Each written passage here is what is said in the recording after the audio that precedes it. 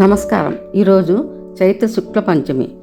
దీనినే మన పురాణాలు లక్ష్మీ పంచమి లేదా శ్రీ పంచమి అని ఎంతో పవిత్రంగా పిలుస్తాయి.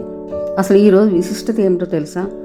పురాణ గాథల ప్రకారం దేవతలు అసురులు కలిసి క్షీరసాగర మదనం చేస్తున్నప్పుడు అమృతం కంటే ముందే జగన్మాత అయిన మహాలక్ష్మి ఈ తిథి నాడే ఉద్భవించిందని చెబుతారు. సముద్రం నుండి వెలువడిన లక్ష్మీదేవిని చూసి ముగ్ధులైన దేవతలు మహర్షులు ఈ పంచమి నాడే ఆమెను తొలిసారిగా షోడశోపచార పూజలు నిర్వహించారు. అందుకే దీనిని శ్రీవ్రతం అని కూడా అంటారు.